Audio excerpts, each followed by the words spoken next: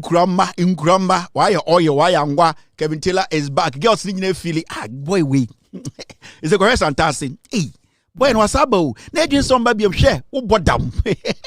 Hey, na branti. Nejin say. Yedim sanko ko me. Me going. Ye jinem say. Yes, sentence 224. Ye draw side din. Ay, ye Brazil. Ye da homa edbotre na achichere. Ye jinem. Minko bebia na boy we die odidi mpanifo atam mesra okotia sorry ai na cham mpanifo for brother church ro munya mesem emfa me ho Kevin Taylor na yese die me see ye ginam obodwa piki charge ma me no witi kakra Kevin Taylor die na si e die na ekoso amente ya nkofo bi kika nsam ai sebrebe.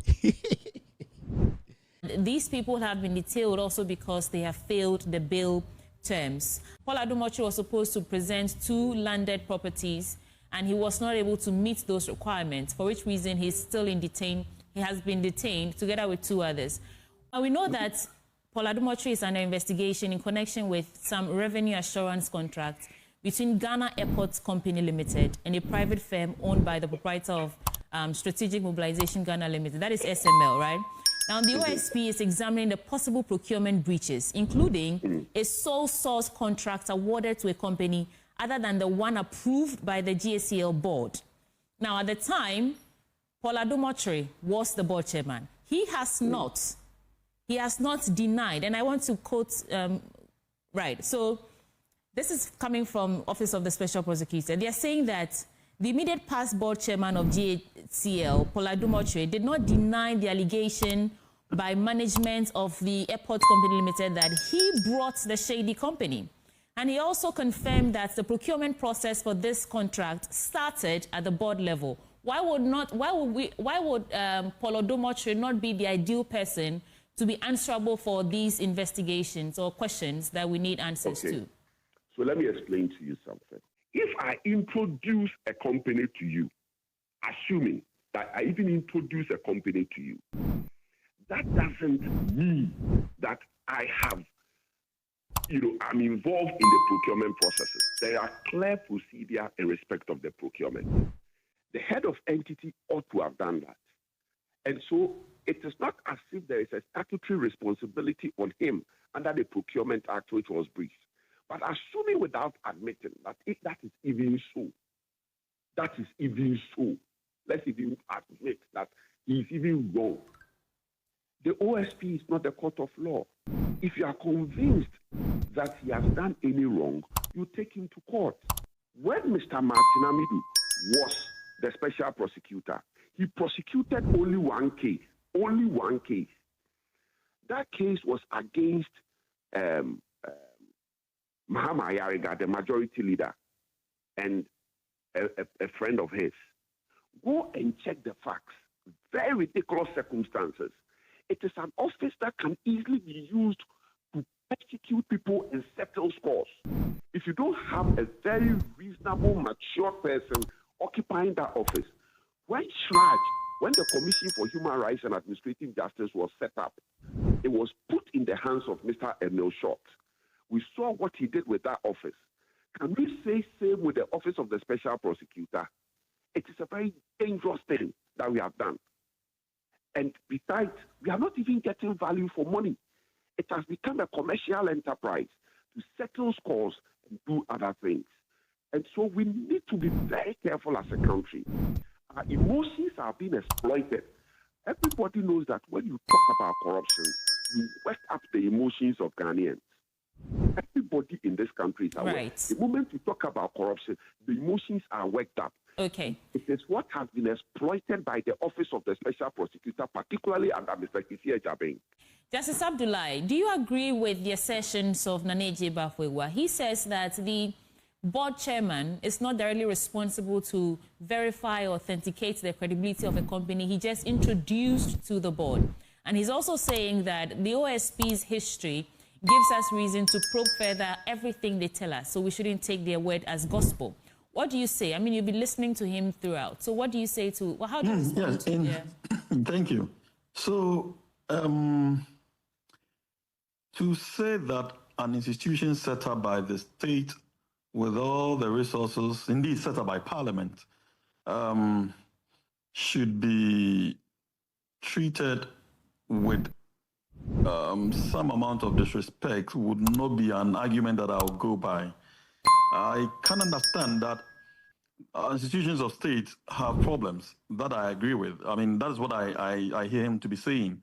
And that is not limited to the OSP. Almost all our public institutions have their own challenges that without doing so much to build them up, we all have problems. In the past, I particularly had to, a lot of occasions to question how not just bail, but the misuse of the powers of the Attorney General in entering noli prosequi and rearresting offenders when they are discharged by a court of competent jurisdiction. I would cite the example of Paul Adom-Otchere, who continued to be in detention even after he had been granted bail on about 3 different occasions and had been discharged on a couple of other occasions. Yet the Attorney General at the time did everything to keep the man in custody for well over 7 years. The man was still in custody. I do not know whether he's out at this point. And so if you are really attacking our public institutions, then we should look at it holistically, how our public institutions have worked against all of us, whether in the past or possibly in the present. And so those are question marks that we should ask of all other public institutions and not necessarily just the OSP. The OSP would have its own challenges similar to all other public institutions. And so to that extent, I would think that we will have to look at everything holistically because we tend to abuse our discretionary powers in this country more often than not. And then we use them to target opponents and dissenting opinions. That is what I would say with regards to that. Now, with a second angle of it, as to the role of a board chair, the OSP and most of its staff, the head are lawyers, like Babo and I, we are both lawyers. I do not think that they do not know the role of a board chair. I mean, I think these are basic corporate governance issues that we all have basic working understanding of.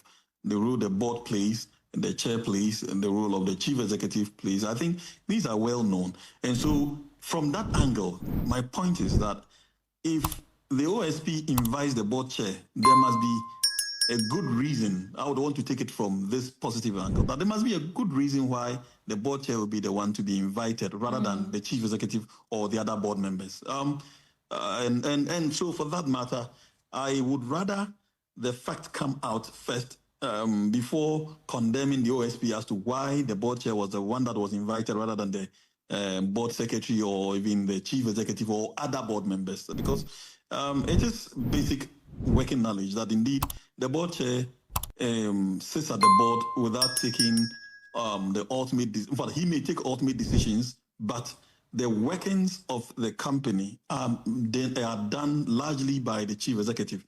And so, if the board chair is invited in such a manner, let's rather play. I mean, we shouldn't play the ostrich, but we should play with caution. Let's wait and see. Yes. Does it suffice that one, he introduced the company, Evertex, to the Ghana Airports Company Limited, and that the engagement with this company started at the board level? Mind you, this is a company that they were trying to bring in because they said they lacked capacity. And the company they were bringing in had only one worker. So are these reasons enough to maybe hold the former board chairman before the OSP and say, we have questions that you need to give us answers to? Does that suffice? Absolutely not. Absolutely not. Rather, what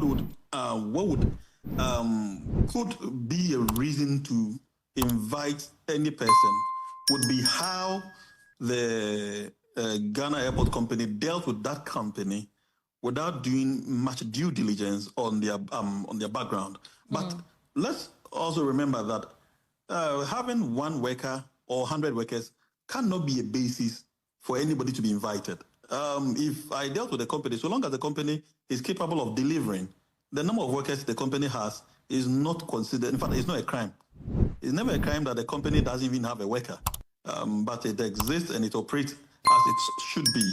The company may exist and be used outsourcing all its activities. So long as it's able to deliver, the number of workers it has is absolutely needless in determining whether or not a crime has been committed. And so... what about, that's another one. What about awarding a $141 million contract to this same company to provide revenue assurances and, to some of these government officials and the rest? And the figure in question, is that enough reason to want to ask questions? Because the board chair, again, is the one who seemingly who knows these people, the Evertex guys. He's the one who brought them into the fold. Is that enough? The amount of money in question. First, the amount of money. Second, the knowledge of the board chair. None is a crime in this space. Okay. There must be something more to the knowledge and the amount involved to amount to a crime. None of what you've said amounts to a crime in any way or shape. And so, like I said, we need to really know exactly what has happened before we can even impugn any form of criminality. But everything you've said so far does not in any way suggest the commission of a crime.